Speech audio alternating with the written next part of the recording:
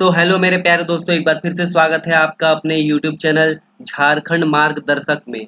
तो दोस्तों, आज हम डिस्कस करने वाले हैं JSSC से रिलेटेड जो भी हमारे इम्पोर्टेंट क्वेश्चन आंसर है उसके बारे में। ये हमारा वीडियो सीरीज का 5वां लेक्चर है। इससे पहले ऑलरेडी 4 लेक्चर किए जा चुके हैं। तो जो भी हमारे चैनल में दोस्त नए हैं वो चैनल को सब्सक्राइब करना मत भूलिए। साथ ही अपना सपोर्ट बनाए रखने के लिए अपना लाइक और अपने दोस्तों के बीच शेयर भी करें। तो शुरू करते हैं हमारा ये वीडियो सीरीज जो इम्पोर्टेंट है सारे JSSC एस्पिरेंट्स के लिए जो भी हमारे JSSC की तैयारी में लगे हुए हैं।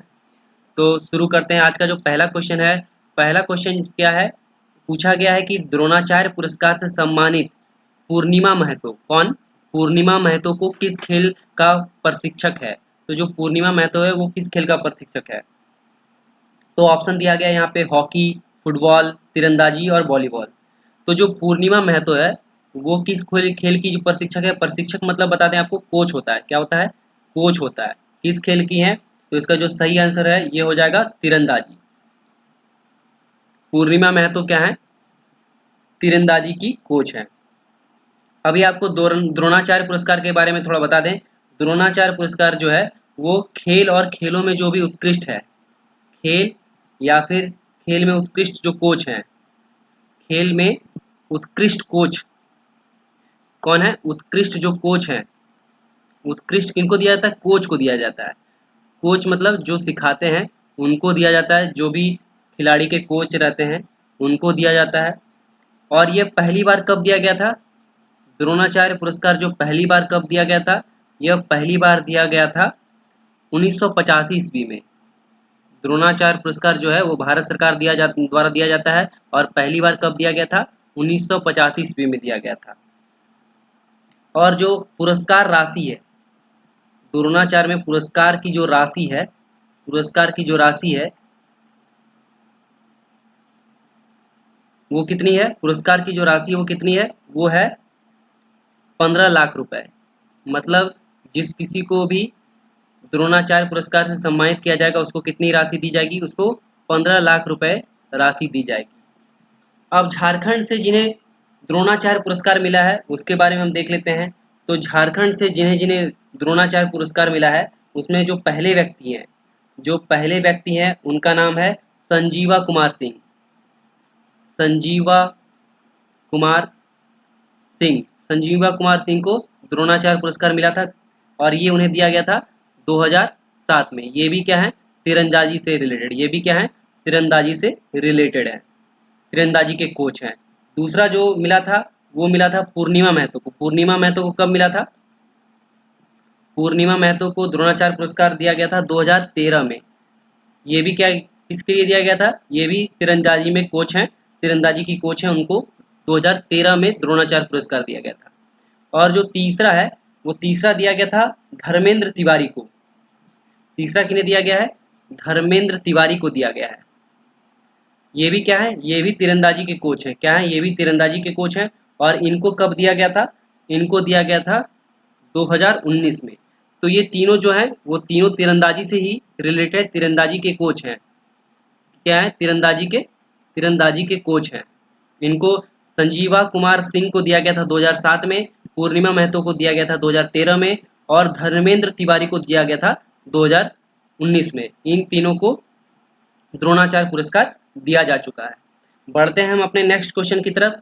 जो हमारा नेक्स्ट क्वेश्चन है वो पूछा गया है कि स्क्रॉल चित्रकला जो है, स्क्रॉल चित्रकला का श्रेय झारखंड की निम्न जनजाति को में से किन्हें दिया गया है? तो ये ऑप्शन दिया गया है संथाल, खरवार, सबर, इनमें से कोई नहीं। तो जो सही आंसर है वो क्या हो जाएगा? वो हो जाएगा संथाल। तो जो स्क्रॉल चित्रकला है वो किसका श्रेय जाता है? इसका श्रेय जाता है संथाल जनजाति को। अब हम संथाल जनजाति की ही दूसरी जो चित्रकला है, संथाल जनजाति की जो चित्रकला है जादू पेटिया, कौन सी चित्रकला है? जादो पेटिया या जादो पटिया भी बोलते हैं इसको। जादो पेटिया चित्रकला है, ये संथाल जनजाति की चित्रकला है। अभी इसमें जादो का जो मतलब होता है वो क्या होता है? जादो का मतलब होता है चित्रकार। जादो का मतलब क्या होता है? चित्रकार। मतलब जो पेंटिंग वेंटिंग करता है उसको चित्रकार बोलते हैं। जादो का मतलब चित्रकार होता है। और पटिया का मतलब होता है जिसमें ये क्या है? पेंटिंग की जाती है। और इसके लिए क्या होता है? कपड़ा या फिर कागज का यूज होता है, कपड़ा या फिर कागज का यूज किया जाता है। और ये पहला हो गया ये झारखंड में जो भी चित्रकला है उसमें ये पहला है जो जादू पेटिया, वो क्या कौन सा है चित्रकला है, वो संथाल जनजाति द्वारा किया जाता है। उसके बाद हम दूसरी जो चित्रकला देखते हैं वो कौन सी चित्रकला है, कोहबर। चित्रकला का दूसरा प्रकार क्या है, कोहबर चित्रकला। कोहबर चित्रकला है। अब इसमें कोह का मतलब क्या होता है, कोह का मतलब गुफा होता है, कोह का मतलब क्या होता है, गुफा। और वर का मतलब होता है विवाहित जोड़ा। क्या होता है, विवाहित जोड़ा होता है।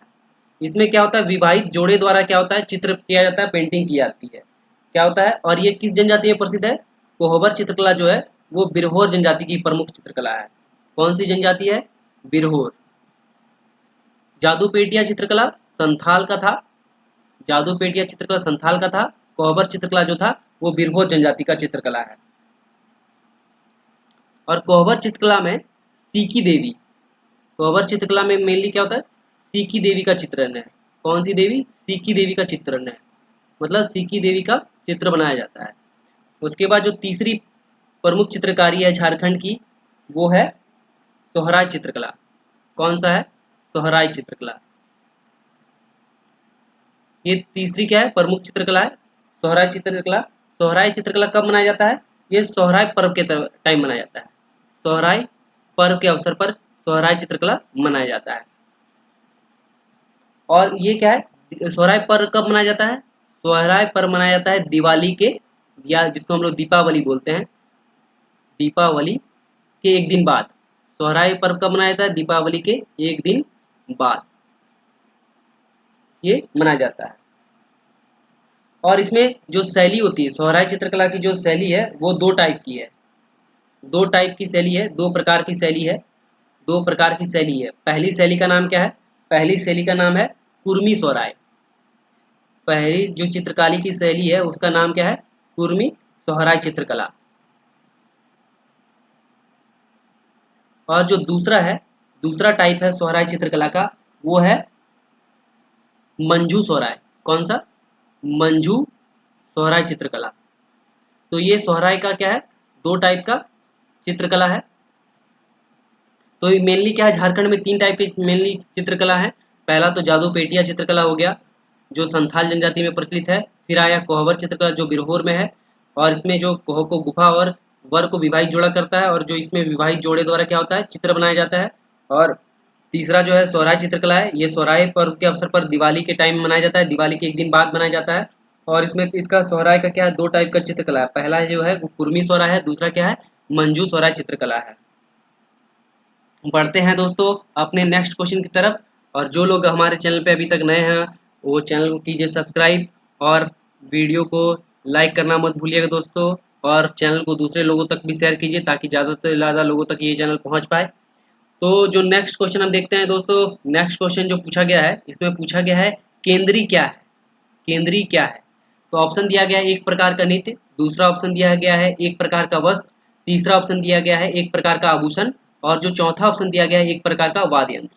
तो जो केंद्री है वो क्या है, केंद्री क्या है, एक प्रकार का वाद्य यंत्र है। वाद्य यंत्र बोले तो बजाने वाला यंत्र है, वाद्य यंत्र क्या है, बजाने वाला यंत्र है। केंद्री क्या है, केंद्री एक प्रकार का वाद्य यंत्र है। अब केंद्री को हम लोग क्या बोलते हैं, केंद्री को हम लोग क्या बोलते हैं, झारखंडी वायलन भी बोलते हैं। केंद्री, आपसे क्वेश्चन पूछा जा सकता है कि केंद्री का जो दूसरा नाम है या झारखंडी वायलन किसे कहा जाता है, तो वो आप बोल सकते हैं केंद्री को कहा जाता है, झारखंडी वायलन भी बोलते हैं। इसमें क्या होता है, तीन तार होता है। कितने तार होते हैं, तीन तार होते हैं। और जो इसका जो निचला हिस्सा होता है, केंद्री का जो निचला हिस्सा होता है, केंद्री का जो निचला हिस्सा होता है वो किससे बनाया जाता है, कछुए की खाल से। वो किससे बनाया जाता है, कछुए की खाल से बनाया जाता है, कछुए की खाल से बनाया जाता है, या फिर नारियल का खोल से बनाया जाता है, या फिर नारियल का खोल का यूज किया जाता है। जो केंद्री का निचला हिस्सा है उसमें इसका यूज किया जाता है। तो हम पढ़ते हैं अपने नेक्स्ट क्वेश्चन की तरफ। हमारा जो नेक्स्ट क्वेश्चन है इसमें पूछा गया है राज्य विधानसभा का गठन संविधान के किस अनुच्छेद के तहत किया जाता है। तो जो ऑप्शन दिया गया है अनुच्छेद 166, अनुच्छेद 170, अनुच्छेद 169, अनुच्छेद जो है 168। तो यहाँ पे पूछा गया कि राज्य विधानसभा, तो राज्य विधानसभा से का जो गठन है वो कौन से संविधान के अनुच्छेद से होता है? तो जो इसका सही आंसर है अनुच्छेद 170। जो राज्य विधानसभा होती है, हर एक राज्य में क्या होता है, अपना अपना विधानसभा होता है, तो उसका जो गठन है उसका प्रावधान जो है संविधान के अनुच्छेद 170 में दिया गया। कितने अनुच्छेद में दिया गया? अनुच्छेद 170 में दिया गया। इसके अलावा और भी कुछ इंपॉर्टेंट अनुच्छेद है, उसके बारे में भी डिस्कस कर लेते हैं। तो जो मुख्यमंत्री की नियुक्ति होती है, मुख्यमंत्री की नियुक्ति कौन करता है? मुख्यमंत्री की नियुक्ति जो होती है वो कौन करता है? मुख्यमंत्री की नियुक्ति करता है राज्यपाल। कौन करता है? राज्यपाल करता है। तो ये जो संविधान के अनुच्छेद में दिया गया है वो कौन से अनुच्छेद में दिया गया है? 164 के अनुसार। अनुच्छेद जो है 164 के अनुसार क्या करता है? राज्यपाल मुख्यमंत्री की नियुक्ति करता है। मुख्यमंत्री की क्या करता है? नियुक्ति करता है। ये पहला है। अब दूसरा इंपॉर्टेंट देख लेते हैं। जो झारखंड का उच्च न्यायालय है, वो झारखंड का जो उच्च न्यायालय है उसका जो स्थापना किया गया है वो कौन से अनुच्छेद से किया गया है? वो किया गया है अनुच्छेद 142 के अनुसार। अनुच्छेद 142 के अनुसार किया गया है। तो जो राज्य विधानसभा का गठन है वो अनुच्छेद 170, मुख्यमंत्री की नियुक्ति अनुच्छेद 164, उसके बाद जो झारखंड उच्च न्यायालय है, झारखंड उच्च न्यायालय है, झारखंड उच्च न्यायालय है उसका जो है स्थापना है, उसका जो एस्टेब्लिशमेंट किया गया है वो अनुच्छेद 142 के तहत किया गया है। इसके अलावा तीसरा देखते हैं, जो जेपीएससी है, जेपीएससी है झारखंड झारखंड लोक सेवा आयोग, झारखंड लोक सेवा आयोग, इसका जो स्थापना हुआ, इसका जो प्रावधान किया गया है वो अनुच्छेद कितना है? 315 के तहत किया गया है। कितना के तहत किया गया है? अनुच्छेद 315 के तहत जेपीएससी मतलब झारखंड लोक सेवा आयोग का जो है वो स्थापना किया गया। तो ये हमने 4 इंपॉर्टेंट अनुच्छेद देखे। राज्य विधानसभा का गठन अनुच्छेद 117, मुख्यमंत्री की नियुक्ति अनुच्छेद 164, उच्च न्यायालय की जो स्थापना है वो अनुच्छेद 142 और जेपीएससी की अनुच्छेद 315। हम बढ़ते हैं अपने नेक्स्ट क्वेश्चन की तरफ। तो दोस्तों जो भी हमारे चैनल में नए हैं वो चैनल को सब्सक्राइब करना मत भूलिए दोस्तों, ताकि आपको हमेशा लेटेस्ट नोटिफिकेशन मिलता रहे हमारे चैनल के थ्रू और आप अपडेट रहें। तो बढ़ते हैं नेक्स्ट क्वेश्चन की तरफ। तो नेक्स्ट क्वेश्चन जो है इसमें पूछा गया है कि बिरसा हरित ग्राम योजना के बारे में कौन सा कथन सत्य है? तो दिया गया है ऑप्शन में कि इस योजना के तहत अगले कुछ महीने में 5 करोड़ से अधिक फल देने वाले पौधे लगाए जाने की उम्मीद है। दूसरा है, इस योजना में प्रत्येक परिवार को 3 वर्ष के बाद इन पौधों से लगभग 50,000 रुपए की वार्षिक की जो है आय प्राप्त होने का अनुमान है। तीसरा है, मनरेगा के तहत 25 करोड़ मानव दिवस का सृजन होना है। और चौथा जो है, इस योजना के उद्देश्य वनीकरण हेतु 2 लाख एकड़ से अधिक उपयुक्त सरकारी प्रतिभूमि का उपयोग करना है। तो ये 4 ऑप्शन दिया गया है, किससे रिलेटेड? हरित ग्राम योजना से रिलेटेड, बिरसा हरित ग्राम योजना से रिलेटेड ये 4 फैक्ट दिए गए हैं। तो आपको बताना है कि इसमें से कौन सा कथन सत्य है, 1 या 2, 1, 3 या 4, 3 एवं 4 या उपयुक्त सही। तो जो इसका सही आंसर क्या हो जाएगा? उपयुक्त सही। तो बिरसा ग्राम योजना के तहत जो है क्या क्या योजना है, इस योजना के तहत क्या करना है? 5 करोड़ से अधिक क्या होगा? फल देने वाले वृक्ष लगाए जाएंगे। कितने? 5 करोड़ के। उसके बाद क्या होगा? 50,000 वार्षिक आय तैयार होगा। कितने वर्ष बाद? 3 वर्ष बाद। कितने वर्ष बाद? 3 वर्ष बाद। और उसके तहत क्या है? मनरेगा में क्या होगा? 25 करोड़ मानव दिवस का सृजन होगा, मतलब 25 करोड़ मानव दिवस काम मिलेगा मनरेगा के तहत। और इसके अलावा क्या है, जो वनीकरण का लक्ष्य है उसमें क्या है? 2 लाख एकड़ में क्या होगा? प्रतिभूमि में, सरकारी जो प्रतिभूमि है उसका उपयोग किया जाएगा। अब बिरसा जो हरित ग्राम योजना है उसकी जो शुरुआत की गई थी, बिरसा हरित ग्राम योजना की जो शुरुआत है वो कब की गई है? वो की गई है 2023 में। बिरसा ग्राम हरित योजना की शुरुआत की कब की गई है? 2023 में। और इसमें क्या होगा? 5 लाख जो परिवार हैं, 5 लाख परिवार, 5 लाख परिवारों को क्या करेंगे, क्या किया जाएगा? 100 पौधे दिए जाएंगे। कितने कितने पौधे दिए जाएंगे? हर एक परिवार को क्या होगा? 100 पौधा दिया जाएगा।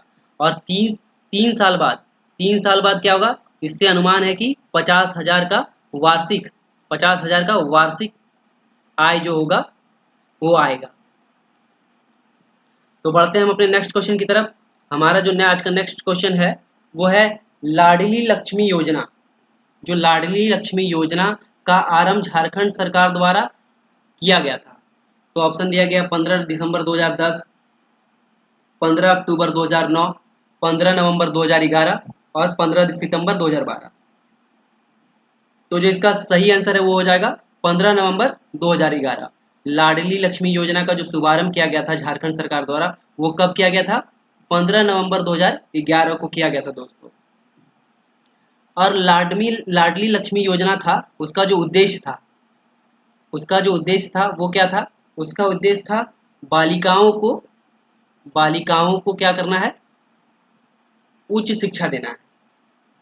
बालिकाओं में क्या है? उच्च शिक्षा में बालिकाओं की जो उच्च शिक्षा करानी है, मतलब लड़कियों को जो उच्च शिक्षा देनी है, हायर एजुकेशन देना है, उसमें क्या है? योगदान देना है। योगदान देना मतलब हेल्प करना है। लाडली लक्ष्मी योजना का उद्देश्य क्या है? लड़कियों का मतलब बालिकाओं को क्या है? उच्च शिक्षा में योगदान देना है। इसमें क्या किया जाएगा? इसमें लड़कियों को उच्च शिक्षा कराने में क्या करेगी झारखंड सरकार? मदद करेगी। इसके तहत क्या है? किसी भी परिवार के क्या है? किसी भी परिवार के प्रथम 2 लड़कियों को क्या किया जाएगा? जब वो पैदा होंगी, जब उसका जन्म होगा, तब से क्या होगा? उसके नाम से डाकघर में क्या है? उसके नाम से क्या होगा? डाकघर में क्या है? खाता खुलाया जाएगा। उसके घर में क्या होगा? खाता खुला जाएगा। और प्रत्येक वर्ष खाते में क्या किया जाएगा? प्रत्येक वर्ष खाते में 6,000 रुपए जमा कराए जाएंगे। लाडली योजना के तहत प्रत्येक वर्ष क्या है? खाते में 6,000 रुपए जमा कराए जाएंगे। और क्या होगा? जब वो कक्षा 6 में पहुंच जाएगी, जब क्या होगा? जो लड़की है वो कक्षा 6 में पहुंच जाएगी, तो उस समय कितना दिया जाएगा? उसे 2,000 रुपया दिया जाएगा। जब वो लड़की कक्षा क्या करेगी? 9 में पहुंच जाएगी, 9 में प्रवेश करेगी, तो उसे कितना दिया जाएगा? 4,000 रुपये दिया जाएगा। और जब लड़की क्या है? कक्षा 11 तथा क्या है?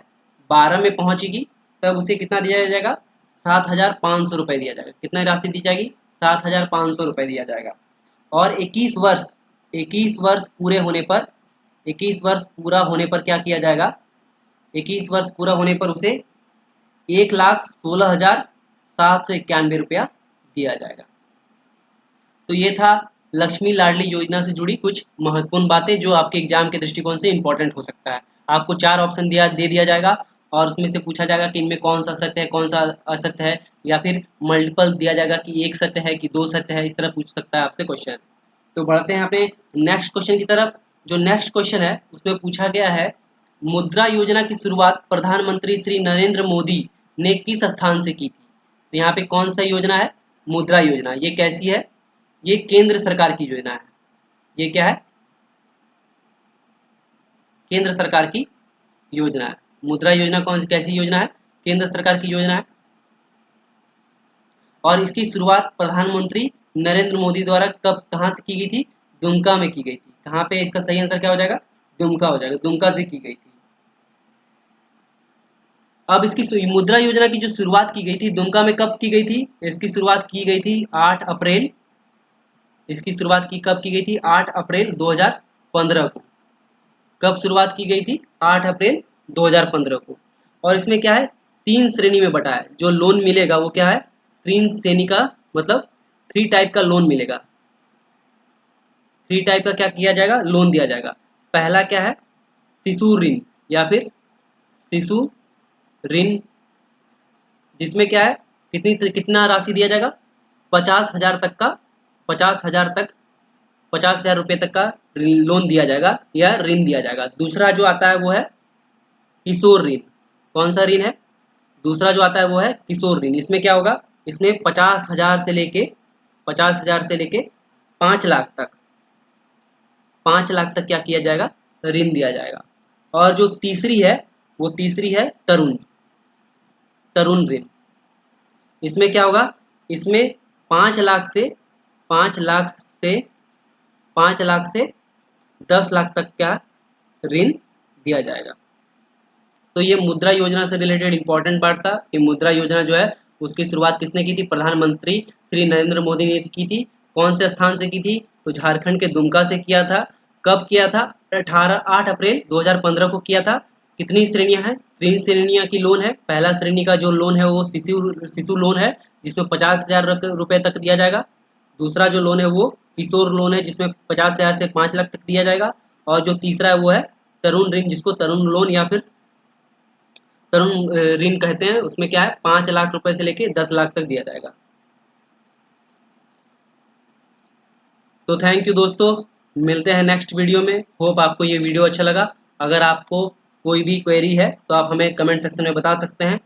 तो जो भी चैनल हमारे नए हैं वो सब्सक्राइब करना मत भूलें, चैनल को जरूर से जरूर सब्सक्राइब करें। मिलते हैं नेक्स्ट वीडियो में, तब तक के लिए धन्यवाद।